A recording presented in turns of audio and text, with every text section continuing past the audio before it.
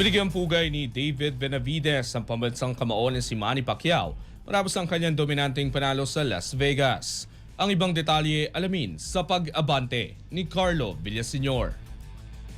Bumida si David Benavides sa T-Mobile Arena matapos talunin si Gilberto Zurdog Ramirez para maging ganap na 3-Division World Champion. Dominante ang pinamalas ng 27-year-old boxer kung saan nasungkit niya ang cruiserweight title at dinepensahan ang kanyang unbeaten record. Sa gitna ng selebrasyon, pumukaw ng atensyon ang pagbanggit niya kay People's Champion Manny Pacquiao na kanya ring inspirasyon sa larangan ng boxing. Ayon kay Benavides, nais ang tularan ng yapak ng Pinoy legend na hindi lamang basta maituturing na kampiyon, kundi isang must-watch fighter para sa mga fans. I want to follow in the footsteps of my idol, Manny Pacquiao.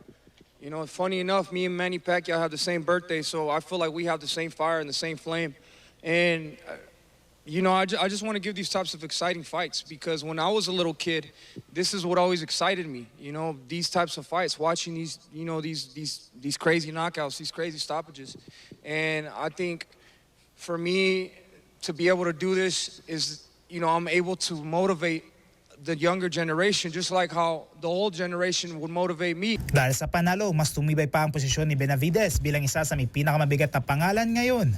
Sa susunod niyang pagsalang, posibleng bumalik siya sa light heavyweight para harapin si Dimitri Bivol o kaya naman ang matagal nang inaabangan si Canelo Alvarez. Malino ang misyon ng bagong kampyon, ang mag-iwan ng legacy na katulad ng ating pambansang kamao.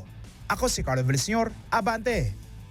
Manatiling nakatutok sa Abante, sundan kami sa aming mga social media accounts at huwag kalimutang mag-subscribe sa aming YouTube channel, DWAR Abante Radio, para sa mga eksklusibong balita.